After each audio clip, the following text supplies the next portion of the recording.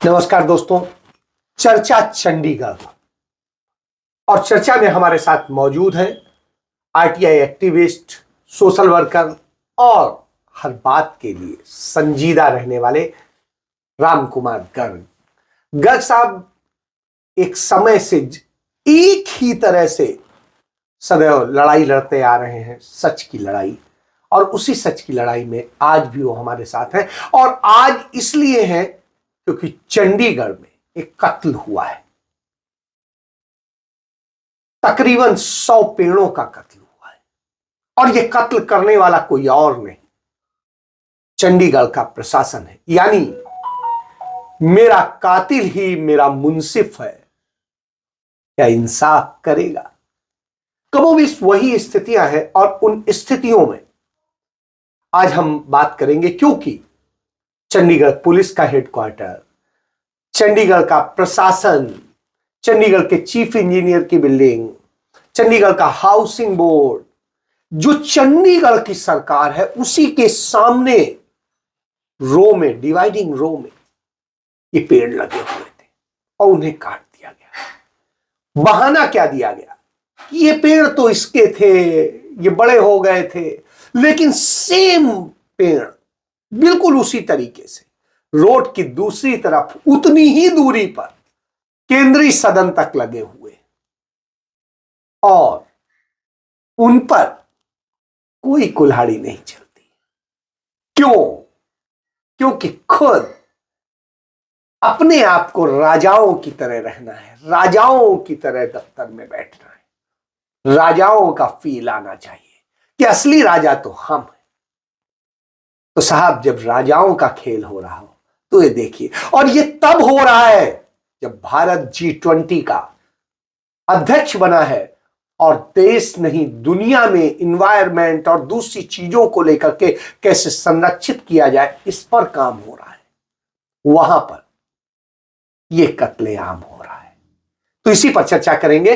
तो गर्ग साहब बताइए, क्या कैसे हुआ है और क्या है, आपने क्या देखा है?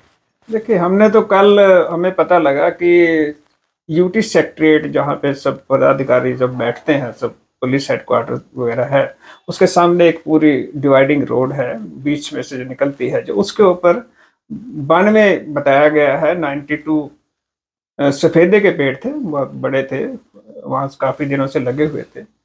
ये जो पेड़ थे सारे आसपास की बिल्डिंगों को छाया प्रदान करते थे, क्योंकि ये बहुत लंबे थे। तो सूरज निकले, इस तरफ से निकले, उस तरफ से निकले, दोनों तरफ से वो गर्मी को रोकते थे। हमने सालों से ये वहां जाते हैं, तब भी वहां हर बार देखा है इस चीज का। एकदम से पता लगा कि वो सारे पेड़ काट दिए गए। हमें बड़े हैरानी हुई कि ये कैसे हो गया, क्योंकि चंडीगढ़ में तो एक पेड़ काटने के लिए भी 6-6 महीने जूते घिसा देते हैं करने के लिए। ये कैसे हो गया इस चीज को? तो मैंने खुद भी देखा मैंने कि वो पेड़ पूरी तरह से चॉप किए गए थे, जिसको काट दिए गए हैं, उखाड़े नहीं गए हैं, नीचे से जमीन से नहीं उखाड़े, काट दिए गए हैं पेड़। हुआ क्यों हुआ?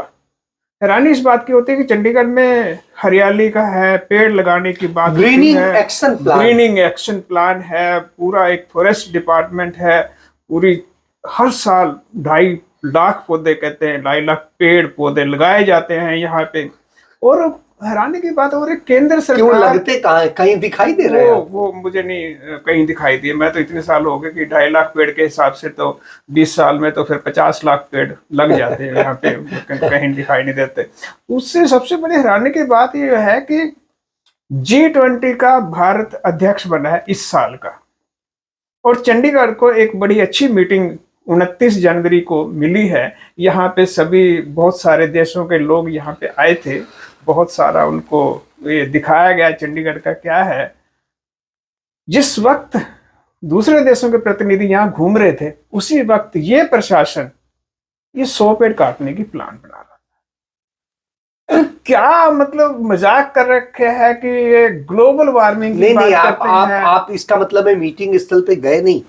यदि आप देखते जहां जहां उन्हें जाना था, वहां पर नकली तरह से पेड़ लगा के और किस तरीके से किया गया था, उनमें लाइटिंग की गई, पौधे लगाए गए थे। उसका एक छोटा सा उदाहरण मैं आपको और दे देता हूँ।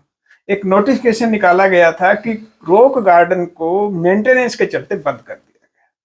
वास्तव में पब्लिक नहीं दिखाना था उनको, वो बंद इसलिए किया गया था कि फॉरेन डेलीगेट्स को वहां लेके जाना था और उनको भारत की पब्लिक ना दिखे। ये शर्म की बात है कि भारत की पब्लिक को ना दिखाने के लिए उन्होंने कहा कि मेंटेनेंस के लिए रॉक गार्डन को बंद कर रहे हैं। तो वहां जो कुछ हुआ ये बहुत, वो आगे की एक अलग स्टोरी है। लेकिन मैं ये कहता हूँ कि ग्लोबल वार्मिंग में जहां पे एनवायरनमेंट की बात होती है, सब जोर दिया जाता है, उस वक्त में 100 पेड़, ये दुनिया की एक अद्भुत घटना है अपने आप में, कि जहां पे 100 पेड़ एकदम से काट दिए गए, जिसके बारे में कोई ना बात हुई, ना बात कुछ पब्लिक को बात हुई, ना कुछ भी बात हुई। और उन पेड़ों को काटा गया जो उनको खुद को छाया दे। इसके लिए एक कमेटी भी तो बनी हुई है, वो लोग नहीं कुछ करते हैं? देखिए, तमाम तरह के सिस्टम बने हुए हैं, लेकिन दो तरह की बात होती है। अगर मुझे कोई पेड़ कटवाना हो, प्रूनिंग करवानी हो, कोई तकलीफ हो रही हो पेड़ से, मुझे एप्लीकेशन देनी पड़ेगी, एक लंबा प्रोसीजर है, जेई से लेके और आखिर तक सब टॉप तक जाता है। फिर वो टॉप से वो फाइल आगे नीचे डाउन मार्क, जिसको कहते हैं डाउन, अप मार्क होती है, डाउन मार्क होती है। इस प्रोसेस में 6 महीने लग जाते हैं। और कितने ही लोग, हम लोगों को भी शिकायत करते हैं कि उनको कितने दिन हो गए कि उनका पेड़ 6 महीने बाद भी कई बार परमिशन नहीं हुआ, मिलती। फिर उसके बाद परमिशन भी नहीं मिलती। लेकिन ये जो पेड़ है वो एकदम से काट दिए गए। तो हम ये जानना चाह रहे हैं, नहीं, एक ये भी तो है कि एक पेड़ काटेंगे तो आपको 10 पेड़ लगाने का प्लानिंग तैयार देनी पड़ेगी। देखिए, वो होता है कंपनसेटरी अफोरेस्टेशन प्रोजेक्ट है कि एक पेड़ अगर काटना है उसकी जगह 5 पेड़ लगाने होंगे। ओके, तो अभी आजकल मैंने सुना है, जो अखबारों में मैंने पढ़ा है, कि ये कह रहे हैं कि हम 3 पेड़ और लगा देंगे। आज मैंने सुना है कि उसकी जगह के पाम ट्री लगा दी जाएंगे, मतलब उस वृक्षों की जगह पाम ट्री लगा दी जाए। पाम ट्री तो एनवायरनमेंट को नहीं सेव करता। पाम ट्री ना तो एनवायरनमेंट को सेव करता है, और ये जंगल का पेड़ है, ये कोई ड्राई डेजर्ट का पेड़ है पाम ट्री। तो दूसरी बात है, लेकिन 100 केस लगता है। लेकिन 100 केस लगता है, लेकिन 100 केस नहीं ना, हमको हरियाली चाहिए, हमको ऑक्सीजन चाहिए। किसी ने क्या ये आप तो लगभग मुझे लगता है चंडीगढ़ में रहते 50 साल हो गए होंगे, और इस दौरान आपने देखा उस दौर में जो पेड़ लगे थे, और वो बड़े बड़े पेड़ लगाए गए थे और लगाए गए थे, जिसके कारण Chandigarh greenest city of the world का एक वो मिला था, इसको अवार्ड मिला था। तो जो ग्रीनेस्ट सिटी का अवार्ड मिला था जिन कारणों से, और यहाँ पे कई जगह फलदार वृक्ष भी लगाए गए, कई जगह पीपल लगाए गए, कई जगह बरगद लगाए गए, कई जगह और तरह के पेड़ लगाए गए। तो जब ये होता था कि बड़े पेड़ लगाना है जिससे कि एनवायरनमेंट बचे, जिस कारण से लंबे समय तक यहाँ प्रदूषण नहीं हुआ, तो आज जो स्थितियां हो रही, जब इतने पेड़ लग रहे हैं फिर भी प्रदूषण का लेवल क्या है? क्या खत्म हो गया, कम हो गया? नहीं, आप एक बात है, तो क्या कम हो गया पिछले 10 साल के अंदर? नहीं, प्रदूषण तो बढ़ा है। हमारे मतलब हैरानी की बात ये होती है कि चंडीगढ़ में भी प्रदूषण बड़ा है, एक लेवल आ जाता है, कई बार तो बहुत ज्यादा ऊंचा हो जाता है, तमाम तरह की रिस्ट्रिक्शन लगाने के बाद भी फिर भी हो जाता है। और हैरानी क्या है कि इतना सारा हरियाली, सो कॉल्ड 2.5 लाख पेड़ रोज हाई साल लगाने के और इस सब पेड़ करने के, ग्रीन एरिया बढ़ने के बाद भी यहाँ पे सर मैं सवाल है कि वो 2.5 लाख पेड़ गए कहाँ? मुझे नहीं पता। मैंने कई बार उनसे पूछा है कि मुझे वो जो पेड़ लगाने की लोकेशन वाइज डिटेल दे दो, लेकिन मुझे वो डिटेल इन्होंने मुहैया नहीं कराई है। 10 पेड़ लगाते कि फोटो खींच लेते? हाँ, वो फोटो खींच लेते हैं। और मैंने क्या किया, कई बार जाके जहाँ पे पेड़ लगाए थे 2 महीने के बाद वहां जाके विजिट किया, तो वहां पे पेड़ तो मुझे नहीं मिले।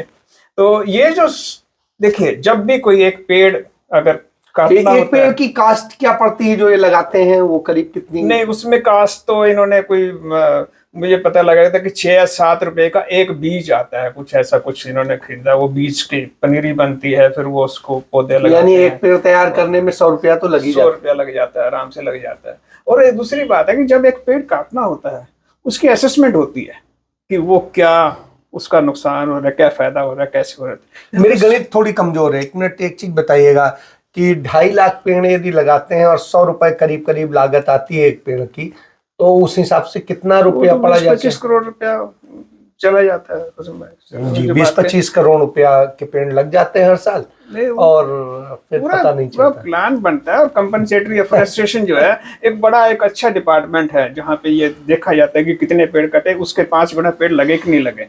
ये अब मैं ये मुद्दे की बात ये करना चाहता हूँ कि 92 पेड़ काटे गए, किसी ने ये असेसमेंट नहीं करी कि उन 92 पेड़ों से एनवायरनमेंट पे क्या असर पड़ता था। आज मुझे शिकायत मिली है, और किसी ने जो उन 92 पेड़ों के पास में जिनका घर है, वो कहते हैं कि आज जब हमने अपने घर का दरवाजा खोला तो हमें सीधा सूरज एकदम हमारे घर पे लगा और सीधा स्काई दिखा, वो हरियाली गायब थी। जबकि जिसकी मैं आदी हूँ, जिस लेडी का मुझे ये मैसेज आया है, उसने कहा कि मैं सालों से, वो शायद 80 या 70-80 साल की लेडी है, वो कहते सालों से मुझे हरियाली देखने की आदत है, जब पर आज मैंने जब दुरा खोला तो सामने हरियाली नहीं, बिल्डिंग दिखी है यूटी सेक्रेटरीट की।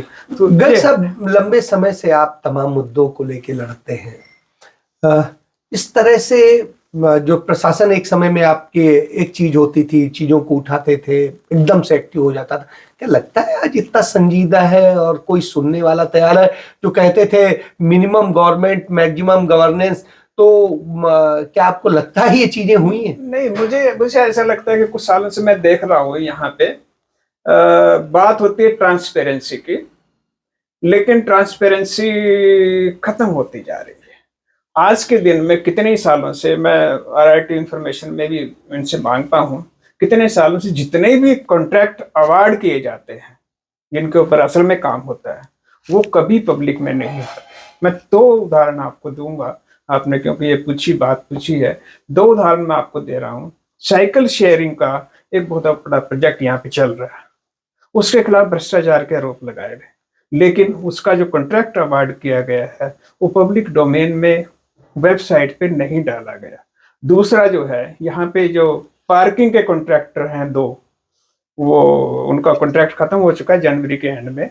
एक कॉन्ट्रैक्ट से 6 करोड़ रुपए से ज्यादा लेने हैं, वो कॉन्ट्रैक्टर का कॉन्ट्रैक्ट खत्म कर दिएगा। 6 करोड़ रुपए रिकवरी नहीं हुई क्योंकि उसका भी कॉन्ट्रैक्ट जो है वो पब्लिक डोमेन में नहीं था। तो कहाँ ट्रांसफर? नहीं, इसके अलावा एक और मुझे भी पता चला कि एक कार्यक्रम होना था, उसमें गवर्नर और सबको और राजभवन से रिलेटेड सबको ही को होना था, और वो कार्यक्रम हुआ ही नहीं बारिश से या किसी कारणों से, लेकिन उसकी बिलिंग हुई है। तो इस तरह भी अब चंडीगढ़ में हो रहा है। नहीं, ये देखिए, ये इसके अगर आपने ये बात रही, मैं आपको एक और उसका एक छोटा सा उदाहरण और देता हूँ। तमाम तरह के टेंडर इश्यू होते हैं। अगर मान लो 1 करोड़ का टेंडर वैल्यू है उसकी, वो टेंडर पहले ही 70 लाख रुपए में छूटता है और वो काम फिर 40 लाख रुपए में हो जाता है। मतलब 1 करोड़ के 40 लाख रुपए, 60 लाख रुपए कैसे वो कम होते हैं? क्या काम कम हुआ या क्वालिटी कम हुई? कहाँ पे समझौता हुआ? मुझे समझ में नहीं आया। ये हम पॉइंट आउट करते हैं, लेकिन आजकल क्या हो गया कि मीडिया में, क्योंकि ग्रीनरी आज बहुत जरूरी है। चंडीगढ़ जिस तरह से प्रदूषित हो रहा है, उसका प्रदूषण लगातार बढ़ रहा है, चिंताजनक है। निश्चित रूप से चंडीगढ़ में कभी लोगों को हमें तो ये लगता है कि ग्रीनरी के कारण कभी भी प्रदूषण का लेवल उस लेवल पे नहीं आता था जिसे हम डेंजरस कह सकें। वो भी छोड़ दिए, अलार्मिंग भी नहीं आता था, उससे भी नीचे रहता था। इतना बेहतर होता था यहाँ का पर्यावरण। आज आप पिछले 5-10 साल का आप यदि आंकड़ा बताएंगे तो पिछले 5 साल से तो मैं देख रहा हूँ कि कभी ऐसा नहीं गया कि ये डेंजर लेवल से नीचे हो।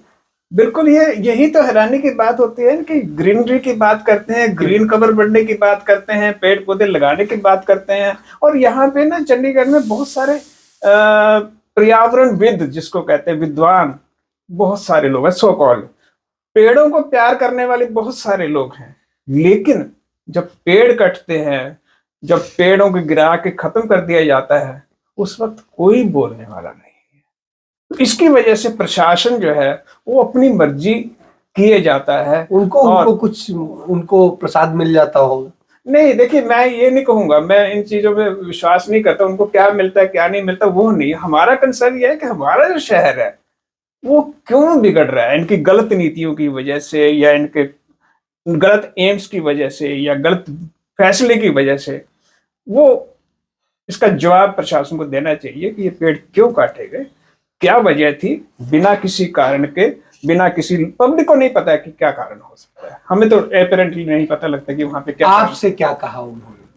मुझे तो सिर्फ ये बताया गया है कि ये पेड़ पुराने हो चुके थे और इसलिए इनको काट के हम इसकी तो फिर ये पुराने हो चुके थे तो साथ में बिल्कुल साथ ही उसी वही रो चल रही है, उसी रो में आधी रो में। देखिए मैं एक तो चीज, मैं सीनियर सिटीजन के साथ डील करता हूँ, इसके साथ मैं कोरिलेट करना चाहता हूँ, उनको अच्छा लगे या बुरा लगे। देखिए पुराने लोग तो हमारे सारे बुजुर्ग भी हो गए हैं, क्या उनको काट के फेंक देंगे क्या हम?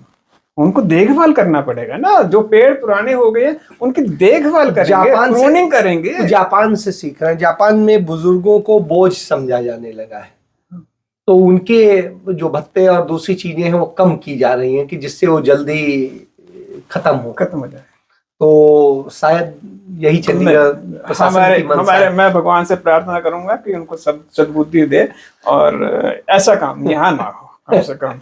बहुत बहुत धन्यवाद आपका। तो बहुत अच्छा है कि कम से कम संजीदा है कुछ लोग, नहीं तो मरे हुए मुर्दों का शहर तो बन ही चुका है। तो ऐसी स्थिति में ऐसे संजीदा लोगों को मैं सलाम करता हूं जो कम से कम लड़ाई लड़ रहे हैं, सच बोल रहे हैं। यहां तो लोग बोलने को भी तैयार नहीं। जय हिंद, जय भारत।